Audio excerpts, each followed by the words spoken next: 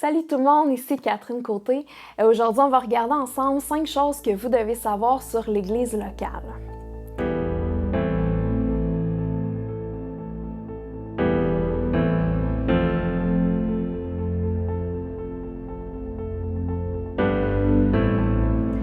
Quand on regarde l'actualité, on voit qu'il y a beaucoup d'églises qui ferment leurs portes puis qui sont transformées en condos ou en salles de spectacle.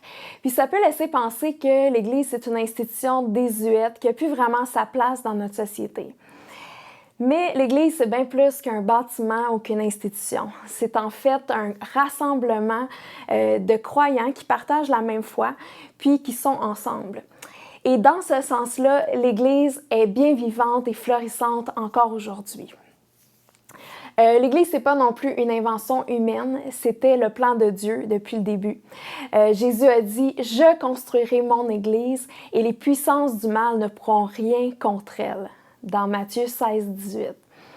Donc, c'est Jésus qui a fondé l'Église, puis il s'assure de la protéger, de l'affermir et de la faire grandir. Donc, c'est évident que l'Église est super importante aux yeux de Dieu, puis on va regarder ensemble pourquoi c'est le cas.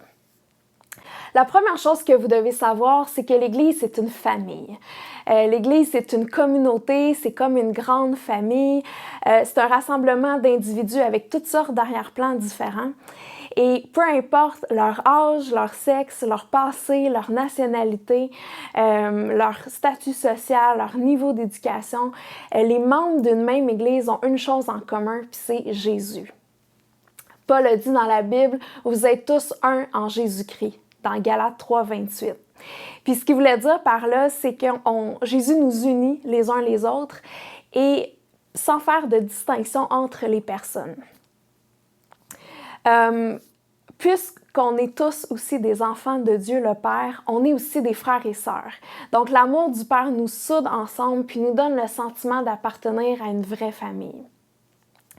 Quand on fait partie d'une église locale, c'est-à-dire d'une communauté de croyants dans notre ville ou dans notre région, on expérimente la joie de se réunir. Il y a un verset qui dit « Oui, il est bon, il est agréable pour des frères d'être ensemble » dans le psaume 133, verset 1. La deuxième chose que vous devez savoir, c'est qu'on a besoin les uns des autres. Jésus savait que notre parcours ne serait pas toujours facile. Il y a des doutes, des découragements, il y a des tentations, des épreuves. Puis dans les moments difficiles, on a besoin du soutien de d'autres croyants. Et par exemple, si moi je vis un moment de faiblesse, il peut y avoir un frère ou une sœur qui vient m'encourager, me réconforter, me rappeler les promesses de Dieu, les vérités de la parole. Puis vice-versa, moi aussi, je peux le faire pour les autres quand eux vivent des temps difficiles. Donc, en créant l'Église, Jésus a pourvu à tout un réseau de croyants pour qu'on puisse se soutenir les uns les autres. Quand on est ensemble, notre passion pour Dieu est contagieuse aussi, puis on se motive les uns les autres à aimer les gens, à persévérer puis à se rapprocher de Jésus. Puis à l'inverse, quand on s'isole des autres croyants, on se rend plus vulnérable. Voici le conseil que la Bible donne à ce sujet-là.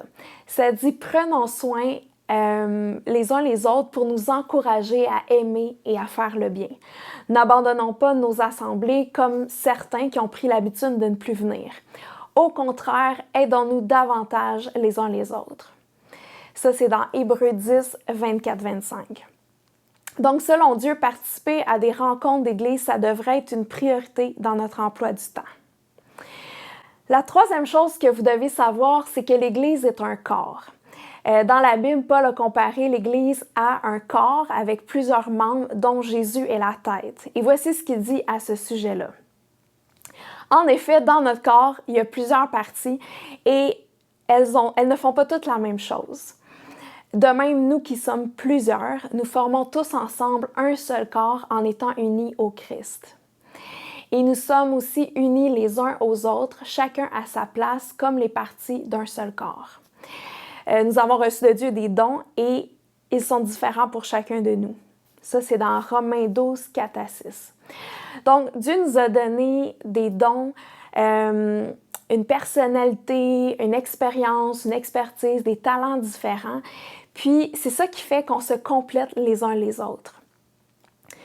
Et un peu comme dans notre corps, un œil ne peut pas entendre ou un pied ne peut pas voir, mais chaque partie du corps a un rôle essentiel. Puis de la même façon, chaque personne dans l'Église est importante et elle a une fonction unique. S'il y a une personne qui est absente, c'est comme si le reste du corps s'en ressent. L'Église, c'est aussi le contexte idéal pour mettre nos dons au service des autres.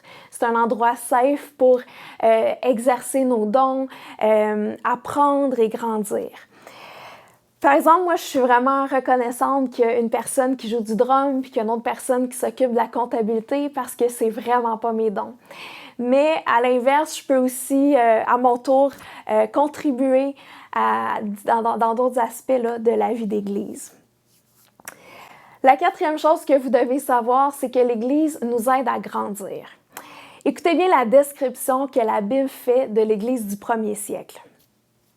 Régulièrement et fidèlement, les croyants écoutent l'enseignement des apôtres. Là, je fais juste une petite parenthèse ici. Les apôtres, c'était les 12 disciples de Jésus que Jésus avait formés puis qui étaient devenus des leaders dans l'Église. Je referme la parenthèse. Donc, ils vivent comme des frères et des sœurs. Ils partagent le pain et ils prient ensemble. Les apôtres font beaucoup de choses extraordinaires et étonnantes et les gens sont frappés de cela. Tous les croyants sont unis et ils mettent tout ce qu'ils ont en commun. Ils vendent leurs propriétés et leurs objets de valeur. Ils partagent l'argent entre tous et chacun reçoit ce qui lui est nécessaire. Chaque jour, d'un seul cœur, ils se réunissent fidèlement dans le temple. Ils partagent le pain dans leur maison et ils mangent leur nourriture avec joie et un cœur simple. Ils chantent la louange de Dieu et tout le peuple les aime. Et chaque jour, le Seigneur ajoute à leur communauté ceux qui sont sauvés. Ça, c'est dans Actes 2, 42-47. Donc, moi, quand je lis ça, ça me donne l'impression d'une communauté tissée serrée. Puis encore aujourd'hui, quand on se réunit, on écoute des enseignements, on apprend sur Dieu et sur la Bible, on partage ce qu'on vit, on s'encourage les uns les autres, on prie ensemble, on chante des louanges à Dieu, puis on fraternise aussi, par exemple, autour d'un bon repas. Puis toutes ces choses-là, ça nous aide à grandir dans notre foi. Ça nous donne un boost pour persévérer puis aller plus loin avec Dieu. Et c'est comme si ensemble, on est plus solide puis qu'on progresse encore plus. La cinquième chose que vous devez savoir, c'est que l'Église brille dans le monde. Si j'allume une chandelle dans la noirceur, dans une pièce, c'est sûr que ça attire l'œil et que ça diffuse une certaine lumière. Mais si j'allume 100 chandelles, là, ça crée tout un effet. Bien, de la même manière, quand les croyants se réunissent puis se tiennent ensemble, ils brillent encore plus fort dans un monde qui a tellement besoin de Dieu. En tant que communauté de croyants, notre impact peut être encore plus grand alors qu'on joint nos efforts pour répandre l'amour de Dieu dans notre ville, puis faire le bien autour de nous. Dans la description de l'Église du premier siècle, moi, une chose qui me frappe, c'est que chaque jour, il y avait des nouveaux croyants qui s'ajoutaient. Et ce que ça montre, c'est que quand l'Église vit comme une grande famille pleine d'amour les uns pour les autres, bien, c'est attirant pour les gens de l'extérieur, puis eux aussi veulent ça. Donc l'Église, ça démontre le royaume de Dieu.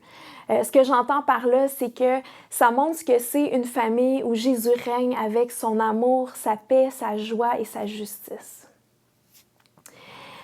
Finalement, Jésus a promis quand 2 ou 3 sont réunis en mon nom, je suis là au milieu d'eux, dans Matthieu 18, 20. Donc, ça n'a pas besoin d'être un gros rassemblement de 500 personnes. Même quand il y a une poignée de chrétiens qui se rassemblent ensemble pour louer Dieu ou pour prier, il y a quelque chose de spécial qui se produit. Donc, je vous encourage vraiment à faire de l'Église une priorité dans votre vie. Oui, c'est un investissement de temps et d'énergie, mais ça va vous rapporter d'une manière exponentielle. Quand on cherche une église locale, c'est important de prier que Dieu nous guide vers la bonne église. On choisit une église où est-ce que la parole de Dieu, la Bible est enseignée, puis où est-ce qu'on honore le Saint-Esprit et sa présence. Puis une fois que vous avez trouvé une église, bien, prenez le temps de tisser des liens avec les gens puis de vous impliquer. Puis vous avez vraiment quelque chose de beau et de précieux à donner aux autres. Donc, je vous encourage vraiment à prendre ça au sérieux puis à le vivre. Vous allez voir que ça va être vraiment une joie puis un privilège d'être avec d'autres croyants. Puis si vous êtes de la région de Montréal, mais venez nous voir à Cache de Fer Montréal, au 4747 Boulevard Saint-Charles, à Pierrefonds. Ça va nous faire plaisir de vous rencontrer. Puis, ou sinon, vous pouvez aussi nous contacter là, sur les réseaux sociaux. Donc, j'ai avec moi aujourd'hui Santiago. Je l'ai invité à venir nous parler un peu de son expérience avec l'Église locale. Donc, salut Santiago. Salut. Ça va bien? Ça va et toi? Oui, ça va. Est-ce que tu peux nous parler un petit peu de qu'est-ce que ça t'apporte, toi, de faire partie d'une église locale? Ben, ça m'a apporté plein de choses. Donc, premièrement, j'ai eu toujours l'opportunité d'avoir des gens avec qui je pouvais parler, avec qui j'étais en contact, qui partageaient les mêmes valeurs que moi, qui pouvaient me porter une main en aide si j'avais des problèmes. Donc, ça a été toujours un support dans ma vie, un support pour ma famille aussi, parce que ça nous a donné une raison d'être ensemble, de venir chaque dimanche lorsque c'est possible, de venir partager, de parler par la suite pendant la semaine des enseignements qu'on a pris. Ça m'a apporté plein de choses au niveau même, je dirais, professionnel dans son sens, parce que ça m'a aidé dans mon parcours étudiant. Donc, et c'est pas mal ça que je tire des avantages d'être ici. OK. Puis tu développais un petit peu, tu disais que ça t'a aidé dans ton parcours d'étudiant. Peux-tu développer un petit peu là-dessus? Oui, bien sûr. Qu'est-ce que ça t'a Donc, apporté? pendant que j'ai fait mes études, donc, comme c'est bien connu, des fois, on peut rencontrer des gens qui nous présentent une autre vue de c'est quoi la vérité, de c'est quoi le monde. Donc, des fois, j'avoue que j'ai hésité entre qu'est-ce que ça veut dire, comme pourquoi il dit ça. Donc, le fait d'avoir des gens, d'avoir un milieu où je pouvais grandir, où je pouvais me rappeler de ce qui était important. Donc, ça m'a aidé à tenir dans la foi, mais aussi ça m'a aidé à apprécier ce que je crois. Parce que des fois, j'ai rencontré des gens qui étaient confus, qui allaient dans leur vie sans savoir vraiment qu'est-ce que ça apporte, pourquoi aimer les gens, pourquoi faire ci et ça. Donc, le fait d'avoir cet espace, ça m'a aidé à affronter cela. OK. Ah, super. Fait que c'est vrai aussi, tu sais, au cégep, on entend, soit avec les cours de philosophie, là, on entend toutes sortes de croyances, puis tout ça. Puis c'est vrai que ça fait du bien d'être avec d'autres mondes qui croient la même chose que nous. C'est comme si ça nous solidifie aussi, ça nous aide à tenir ferme dans nos croyances, puis tout ça, là. Super. Puis toi, dans le fond, tu as grandi dans l'Église. Oui. J'étais dans l'Église depuis que je me rappelle. OK, depuis que tu es tout petit. Puis qu'est-ce qui a fait que tu es resté dans l'Église même en tant qu'adulte? Ça, c'est une bonne question. Donc, au début, c'était mécanique. Donc, j'allais à l'Église, c'était devenu une habitude. Mais je crois qu'il y a un âge où tu commences à te poser des questions. Pourquoi j'ai fait cela? Pourquoi je viens à l'Église? Pourquoi c'est réveillé le matin, le dimanche, venir à l'église si je pourrais rester dormir. Ouais. Donc, dans le fond, c'est qu'il est arrivé un âge où je me suis dit, il faut que je prenne cela pour moi. Donc, il faut que je trouve ce qui m'apporte la foi, pourquoi je fais cela. Donc, personnellement, je l'ai fait à travers la Bible. Donc, j'aime beaucoup lire, donc ça m'a aidé à trouver les réponses que j'avais. Donc, j'ai quand même des questions que je poserai à Dieu un jour, mais il y a plein de mensonges que j'entendais par rapport à la Bible, mais une fois que je l'ai ouvert moi-même, donc ça m'a apporté des choses différentes, donc plus profondes. J'ai commencé à voir les choses d'une façon plus personnelle. Okay. Donc, et c'est à partir de là que j'ai commencé à créer une relation pour moi-même. Et c'est là, donc, ça c'est allé plus loin qu'une famille, c'est allé plus loin que le fait de venir parce que ma famille le fait, mais pour retrouver pour m'épanouir moi-même comme personne. OK. Ah, super.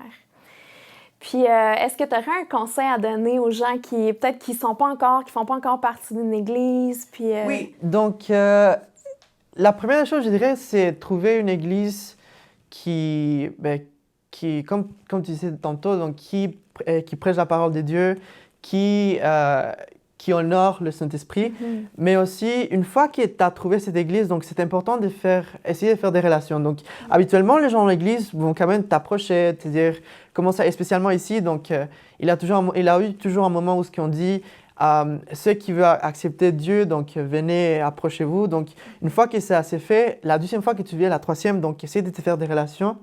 Comme ça, c'est pas juste la parole, mais tu commences à faire des amitiés. Et ça m'a aidé aussi pendant mon parcours ici à l'église, d'avoir des amis avec qui je pourrais partager, des fois de mon âge. Des fois, tu ne veux pas parler de ces sujets avec une autre personne, mais avec quelqu'un qui est de ton âge, donc c'est plus facile. Ouais. Alors ça, c'est une chose, mais aussi, une fois que tu as des amis, donc une fois que tu commences à prendre un peu plus de la parole, tu viens au prêche, donc c'est le fait d'essayer de t'impliquer. Parce que comme ça, le fait de travailler sur quelque chose, ça te donne, c'est comme si tu portais une partie de toi-même dans ces choses. Donc, c'est familiariser, c'est s'approprier cela comme si c'était à toi. Donc, je pense que c'est une partie essentielle de l'Église, de savoir qu'on apporte tous un grain de sable, de quelque chose, pour bâtir et pour être en relation avec Dieu. Oui, non, c'est vrai, c'est excellent. Puis c'est vrai que ça fait tellement une grosse différence si on vient à l'église, pas juste comme spectateur, mais comme acteur. Tu sais, qu'on vient pour participer, puis ça change tout, là. C'est vraiment...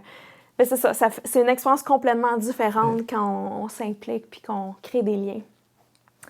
Donc, en terminant, j'aimerais ça prier pour vous.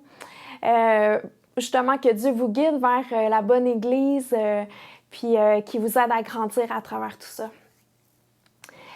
Donc, Père, je veux vraiment te remercier pour les gens qui nous regardent aujourd'hui. Je te remercie parce que tu les as attirés à toi, tu agis dans leur cœur, tu agis dans leur vie. Puis je te demande maintenant que tu les conduises vers une église où est-ce qu'ils vont se sentir aimés, où est-ce qu'ils vont se sentir à leur place, où est-ce qu'ils vont pouvoir vraiment vivre c'est quoi une communauté qui t'aime, qui te cherche, qui te poursuit, qui puisse vraiment trouver cet encouragement-là, puis même l'édification qu'on peut recevoir quand on fait partie d'une église. Je prie aussi que tu leur donnes le courage. Je sais que des fois, ça prend du courage de juste faire le pas d'aller dans une église une première fois, mais je prie que toutes les peurs tombent, que toutes les craintes tombent aussi, puis qu'il y ait vraiment... que tu crées en eux vraiment cette conviction d'aller dans une église, puis qu'ils puissent vraiment vivre une grande joie à travers ça, puis que ça les aide à se rapprocher de toi encore plus. Amen. Amen. Donc voilà, c'est tout pour aujourd'hui. Merci d'avoir été des nôtres. C'était notre dernière vidéo de la série.